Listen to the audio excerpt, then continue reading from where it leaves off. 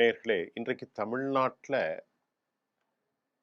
எல்லா கூட்டணிகள்லையுமே ஒரு அன்சர்டினிட்டி, பதட்டம், இறுதி முடிவெடுக்க முடியாத ஒரு சூழல்ல என்ன நடக்குது அப்படின்ட்டு நாம பார்த்தா, தமிழகத்துல எதற்கும் கட்டுப்படாத, எதற்கும் ஏற்றுக்கொள்ள மறுக்கிற தேமுதிகவினுடைய தலைவர் பிரேமலதா விஜயகாந்த் ஒரு பக்கம், இரண்டாவது நிலையில் சாட்சிக்காரன் காலில் விடுவதை விட சண்டைக்காரன் காலில் விழுந்து விடலாம் என்கின்ற பெரியவர் ராமதாஸ் ஐயா. மூன்றாவதாக காங்கிரஸ் கட்சி தண்ணி காட்டும் நிலையில் திமுகவை வறுத்தெடுக்கிறதற்கு பின்னணியில் டெல்லி தலைவர்கள். இந்த 3 செய்தியும் நான் பேச போறேன். இன்னொரு செய்தி, மிகப்பெரிய சிக்கலில் அடிமட்டத்துக்கு செல்லக்கூடிய ஒரு நிலையில் எடப்பாடி பழனிசாமி மோசமான விளைவுகளை சந்திக்கும் நிலையில் என்டிஏ கூட்டணி. நான் முதல்ல தேமுதிகவை பத்தி பேசணும்னா, அவங்க 14 சீட்டு கேட்குறாங்க. ஒரு சீட்டுக்கு 10 கோடி வீதம் 140 கோடி கேட்குறாங்க. அது அல்லாமல் தனது தம்பி சுதீஷுக்கு ஒரு ராஜ்யசபா சீட் கேட்குறாங்க. இன்னும் சில கண்டிஷன்லாம் கேட்டாங்க. இதையெல்லாம் கண்டு வெகுண்டு எழுந்தது மத்திய தலைமை. போர்ட்போலியோ டெல்லியில பதவி வேணும் அப்படின்ட்டு தனது மகன் விஜய் பிரபாகரனுக்கு கேட்டதாகவும், ஆட்சி அதிகாரத்தில் பங்கு வேண்டும் என்று தமிழ்நாட்டில் கேட்டதாகவும் என்டிஏ தரப்பு ரொம்ப டென்ஷன் ஆயிருக்காங்க. இந்த அம்மா இப்படித்தான் பேசுறாங்கன்னு. அது மட்டுமல்ல, ரெண்டாவது திமுக தரப்புல இறுதியாக 6+1 மட்டும் தருவோம் என்று சொல்லியிருக்கிறாங்க. இது எப்ப பேசப்பட்டது அப்படின்னு சொன்னா, ஆண்டாள் கோயிலுக்கு போயிட்டு அப்படியே நாகர்கோவில் போய் மார்த்தாண்டத்திலிருந்து சிறு திருவென்றபுரத்துக்கு பிரேமலதா சென்றார். அங்க நம்ம தமிழ்நாடு முதலமைச்சர் இருக்காங்க பாருங்க, அவர்களின் சார்பா திமுகவிலையும் பேச்சுவார்த்தை நடத்திருக்கிறாங்க. நீனா நாகேந்திரனை சந்திச்சு சுதீஷுக்கு சில விஷயம் சொல்லியிருக்கிறாங்க. கேஷ்லாம் ஓகே, அது ஏதோ கொடுத்துருவாங்க, பிரச்சனை இல்லை. இப்போ எடப்பாடி என்ன சொல்றார் அப்படின்னா, நீங்க இவ்வளவு சீட்டு 14 சீட்டு கொடுத்தா நாங்க மற்றவங்களுக்கு கொடுக்க வேணாமா அப்படின்னு கேள்வி எடப்பாடி கேட்கிறார். இதுக்கு இடையில திமுக மூவ் பண்றதுக்கு அவங்க குடும்பத்தினர் சிலர் ட்ரிவாண்ட்ரத்துல போய் இறங்கி மார்த்தாண்டத்திலிருந்து கார் மார்க்கமாக பிரேமலதா அங்கே சென்று ஒரு குறிப்பிட்ட நட்சத்திர ஹோட்டல்ல தங்கியிருந்திருக்கிறாங்க. அங்க ரகசியமா முன்னமே வந்த திமுகவினுடைய குடும்பத்தினரும் பிரேமலதாவும் பேசினா 6+1 ஏதோ செலவுக்கு கொடுப்பாங்க, அவ்வளவுதான். இந்த அம்மா அதையும் கேட்டுக்கொண்டு ஒரே நேரத்துல 2 பக்கமும் பேரம் பேசுறது, பாஜக தலைவர்களையும் பதட்டம், திமுக பக்கமும் பெரும் பதட்டம். மூன்றாவது ஒரு பதட்டம், கட்சியில உச்சபட்சத்தில் இருக்கக்கூடிய அனைத்து தோழர்களும் தொண்டர்களும் பதட்டம். ஏன்னா நேற்று திடீரென இந்த 2 பக்கமும் சரி வரல அப்படிங்கிறதுனால நேற்று 234 தொகுதிக்கும் கோயம்பேடு தேமுதிக தலைமை அலுவலகத்துல போட்டியிடுபவர்களுக்கான விருப்ப தேர்வுகள் நீங்கள் விண்ணப்பிக்கலாம் அப்படின்ட்டு அதையும் திருமதி பிரேமலதா ஆரம்பிச்சிட்டாரு. அதுக்கு காரணம் மிரட்டல். நான் தனிச்சு நிற்பேன். என்ன மிரட்டல் அவங்க விடுறதுக்கு காரணம்னா, தேர்ட் பிளேயரா இருக்கக்கூடிய விஜயின் மூலமாக கடும் போட்டி இருப்பதால் வெற்றி குறைவான மதிப்பீட்டில் நடக்கலாம். 5000, 3000, 10,000, 2000, 700, 800, 1000 வரலாம். இதையெல்லாம் கணக்கு போட்டு நாங்க ஒவ்வொரு தொகுதிக்கும் நீங்க சொல்லக்கூடிய 1000 ஓட்டு இருக்குது தானே, இப்ப நாங்க ஜெயிக்க போறது இல்லை, ஆனா உனக்கு தேவை வெற்றிக்கான 1000 ஓட்டு, 3000 ஓட்டு, 200 ஓட்டு, 800 ஓட்டு, 2000 ஓட்டு, 3000 ஓட்டுலாம் எங்களுக்கு இருக்குல்ல. தமிழ்நாட்டில் விருதுநகர்ல இருக்கு, திண்டிவனத்துல இருக்கு, ஈரோட்டில் இருக்கு, எல்லா இடத்துலையும் நாங்கள் கொஞ்சம் கொஞ்சம் வச்சிருக்கோம். அப்படி ஒரு 40 தொகுதி 30 தொகுதி எங்களுக்கு இருக்கிறனால எனக்கு பணத்தை கொடு, எனக்கு சீட்டு கொடு, நான் உனக்கு தரேன் அப்படிங்கிறதான் திருநெல்வேலியில் பேசினாங்க. எங்களால தனிச்சு நின்று கண்டஸ்ட் அலோன் நாங்க வெற்றி பெறாட்டாலும் உங்க வெற்றிக்கு நாங்க ஒரு கிரியா ஊக்கியா இருப்போம். புரியுதா உங்களுக்குறா? நாங்க ஒரு என்ரிச்மெண்ட் பவரா இருப்போம், செறிவூட்டுதலை செய்வோம்.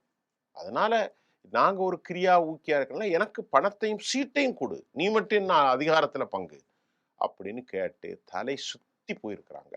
என்டிஏ கூட்டணியும் திமுக கூட்டணியும் முதல்ல தூக்கி வச்சிரும். 2வது காங்கிரஸ் கட்சியுடைய ரகலை பெரிய ரகலை. கனிமொழி போய் 27 சீட்டு கொடுக்கலான்னு பேசியிருக்கிறாங்க முகமுகமாக. யார்கிட்ட? நம்முடைய ராகுல் காந்திட்ட. அவங்க 41 + 2 ராஜ்யசபா சீட்டு நான் ஏற்கனவே சொன்னதான். உள்ளாட்சியில ஒரு 20%. ஆனா கனிமொழி எவ்வளவு பேசினாலும் ராகுல் காந்தி விட்டு கொடுப்பதாக தெரியவில்லை என்ற செய்தி கீழே வந்துருச்சு. அநேகமாக ஒரு 30 தொகுதியை கொடுத்துக்கலாம் அப்படின்ட்டு நினைக்கிறாங்க. யாரு? திமுகல. இதுக்கிடையில திமுக இந்த பேச்சுவார்த்தை ஒரு பாசிட்டிவா தான் எடுத்துறாங்க. திமுகவுடைய நிலைமை அவ்வளவு நல்லா இல்லை. ஏன்னா 3வது பிளேயர் எங்க பேட் பண்ண போறார், எங்க செங்கலை உருவ போறாருன்னு தெரியாதுல்ல. அதனால திமுகவும் பதட்டத்தில் இருக்காங்க. ஏன்னா தேமுதிகவும் போயிட்டு காங்கிரஸும் போயிட்டுன்னா திமுக நிலைமை கொஞ்சம் சிக்கல் அப்படின்னு அவங்க பயப்படுறாங்க. வெளிப்படையா எங்களுடைய திட்டங்களால நாங்க வெற்றி பெற்றோம் அப்படின்னு சொன்னாலும் அவர்களுக்கு பெரும் பதட்டம் இருக்கிறது, பெரிய பதட்டம் இருக்கிறது. அதனால இப்போ பாஜக பதட்டம் இருந்தாலும் ஆட்சிக்கு வர வேண்டும் வருவார்கள் என்று பாஜகவுக்கு தேவையில்லை. இவர் நம்ம விஜய்க்கும் ஒரு ஆட்சிக்கு வரப்போவதில்லை, அது அவருக்கு தெரியும். ஆனால் திமுகவுக்கு அதல்ல. திமுகவுக்கு ஆட்சிக்கு வந்தே ஆகணுங்கிற ஒரு ஸ்கோப்பா அவங்க இருக்கிறதுனால காங்கிரஸ எடுத்தறிந்து பேச முடியாத சூழ்நிலையில இப்போ காங்கிரஸ்ட 30 தொகுதிகளை தர்றதுக்கு ஒத்துக்கொண்டாலும் காங்கிரஸ் பணிய மறுக்கிறது. அவங்களுக்கு என்ன திட்டம் தெரியல. ஒண்ணு. 2வது மிக முக்கியமாக நேற்று இந்த நிலைகள் தெரிந்தாலும் முந்தான நேற்று ஒரு லிஸ்ட் அனுப்பியிருக்கிறாங்க. நாங்க கொடுத்த சீட்ல பழைய கேண்டிடேட்ஸை நீங்க நிறுத்தாதீங்க, அவங்களுக்கு பேர் நல்லா இல்ல, நீங்க நிறுத்துறாந்தா வேற நல்ல கேண்டிடேட்டை நிறுத்துங்க அப்படின்னு திராவிட முன்னேற்ற கழகத்தின் சார்பாக ஒரு சமீட்சை, ஒரு செய்தி அனுப்பப்பட்ட நிலையில் இந்த பழைய தலைவர்கள் அனைவரும் திமுக மீது கடும் கோபத்திலும் சினத்தோடு இருக்கிறார்கள். நாங்க திமுகவுக்கு ஆதரவு அளிச்சு இதெல்லாம் செஞ்சாலும் எங்களுக்கு பதிலா வேற ஆளை நிறுத்தணும்னு சொல்ற அளவு என்ன தேவை எங்க விவகாரத்துல அப்படின்னு அவங்க தனது குரலை வலிமையாக வைக்கிறார்கள். இப்ப ராகுல் காந்தி ஆஃப் செஞ்சுனா செல்வ பெருந்தையும் சரி வேறு யாரும் அவங்க ஈஸியா முடிச்சிருவாங்க. இன்னொன்று கிரீஷ் ஜொடாங்கரை விளக்க வேண்டும் என்று சொன்னதாகவும், தமிழ்நாட்டு கனெக்டிவ் ஃபோர்ஸா ஒரு ஆளுமையா வேற ஒருத்தரை போறதாகவும் கனிமொழி சொன்ன மாதிரியும் ஒரு அரசியல் பரசலான செய்திகள் பதிவு செஞ்சிருக்கிறார்கள். ஆனா காங்கிரஸ் கட்சி இவ்வளவு அழுத்தம் கொடுக்கும் என்று திமுக கனவிலும் நினைக்கல. 18 கொடுத்தாலே போதும் நினைச்சு 27 30 வந்த பிறகும் காங்கிரஸை தூக்கி வெளியே போடுவதற்கு மனம் இல்லை. ஆனா ஸ்டாலின் சொல்கிறார், அப்படி சொல்றான்னு சில பேச்சாளர்கள் யூடியூப்ஸ்ல பேசினாலும் திமுகவுடைய பலம் அந்த பலவீனம் என்பதை அவர்கள் நன்கு அறிந்திருப்பார்கள். அதிலெல்லாம் பெரிய விஷயம் இல்லை. அவருடைய மருமகன் சபரீஷன் முதலியார் அவர்களுக்கு எல்லாம் தெரியும். அவர் கொஞ்சம் இன்டெலிஜென்ஸ், ரொம்ப ஒரு அறிவாளி தான் அவர். அவர் தான் இப்போ டெல்லிக்கு போயிட்டு அங்கங்கே கதையை நகட்டிக்கிட்டு இருக்கார். ரொம்ப விவகாரத்தில் நடக்குது. காங்கிரஸ் இந்த அளவிற்கு தண்ணி காட்டுவாங்கன்னு அவங்க நினைக்கல. ஆக திமுக இந்த நிலைமை. அப்புறம் பாட்டாளி மக்கள் கட்சி பெரியவர் 3 சீட்டு தருவேன்னு சொன்னாங்க. இப்போ அவங்க விஜய்கிட்ட போனால் அங்கேயும் அவரை ஏற்றுக்கிற மாதிரி இல்லை. கடைசியில் நம்முடைய தமிழ்குடி செந்தமிழன் சீமானுக்கு அனுப்புனதுல சீமானும் நைஸா நீங்கள் திமுகலே தொடருங்கன்ற மாதிரி அவரும் சொல்லிட்டாராம். இப்போ பெரியவர் என்ன முடியும்னா, இவங்கள மாதிரி சாட்சிக்காரன் கையில் விழுறத சண்டைக்காரன் கையில் விழலாம் அப்படின்னு பையனோட கூட்டு சேர்ந்துடலான்னு வேற தலைவர்கள் மறுபடி என்டிஏல சேர்க்கலாம் அப்படின்ற மாதிரி சொன்னா, போயும் நான் பெத்த பிள்ளை அவங்ககிட்ட போய் நான் காலில் விழுவேனான்னு அப்பா ரொம்ப டென்ஷன் ஆயிட்டாராம். வட வட தமிழ்நாட்டு பாஷையில ரொம்பவே கடுமையான வார்த்தைகளை பயன்படுத்திட்டாராம் கோபத்துல. 2ஆம் மட்ட தலைவர்கள் ஆடி போயிட்டாங்க ஐயாவுடைய பேச்சை கேட்டு அப்படின்னு ஒரு செய்தி. இறுதியான செய்தி, இன்னைக்கு அதிமுகவுக்கு காலி செய்வதற்கு மனம் முரண்ட நிலையில் பலர் இருக்கிறார்கள். அது எடப்பாடிக்கு பெரும் சிக்கலை ஏற்படுத்த போகிறது என உளவு அமைப்பும் அவர் கட்சியின் மூத்த தலைவர்களும் கூறியிருக்கிறார்கள். இவ்வளவு காலமும் யாரையும் சேர்க்க மாட்டோம் என்றால் இப்போது அதனுடைய பலனை அவர் அனுபவிக்கப் போகிறார். பெரும் சிக்கலில் அவர் ஆகப் போகிறார். ஏற்கனவே நேற்று சொன்ன மாதிரி அண்ணாமலையினுடைய பின்வாங்குதல், டிடிவி நான் எலெக்ஷன்ல போட்டியிட மாட்டேன்னு சொல்றது, அதிமுகவை காலி செய்ய மற்றொரு வலிமையான ஒரு அணி உருவாக போகிறது. இதெல்லாம் பெரும் சிக்கல்ல அவருக்கு இருக்கிறது. இந்த முறை அநேகமாக எடப்பாடி அடையாளம் தெரியாமலும் போய்விடுவார்கள் என்றும் அவர் கட்சியில மிக மூத்த ஆளுமே நம்மள்கிட்ட பகிர்ந்து கொண்ட செய்தியும் நான் உங்களுக்கு சொல்றேன். இன்னைக்கு எல்லாமே சொல்லியிருக்கேன். திமுக, தேமுதிக, பாமகவின் தலைமை பெரியவர், அதே போன்று எடப்பாடிக்கு எதிரான அதிமுகவின் மூத்த தலைவர்களின் திட்டம். இதுதான் இன்னைக்கு காலையில் உள்ள நிகழ்ச்சி.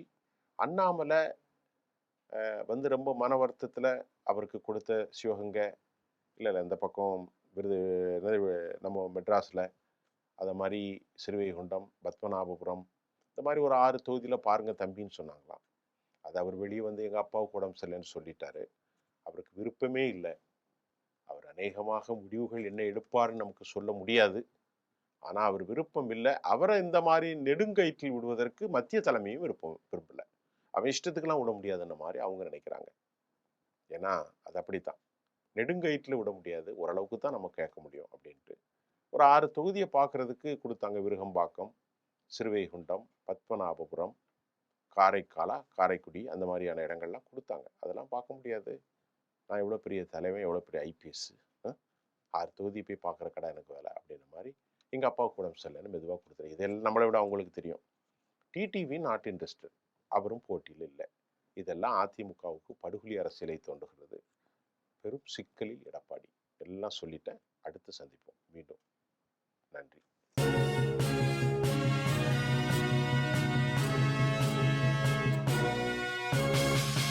உடனுக்குடன் அப்டேட் தெரிந்து கொள்ள ஜெம் டிவி தமிழ் ஆப்பை இன்ஸ்டால் செய்யவும்.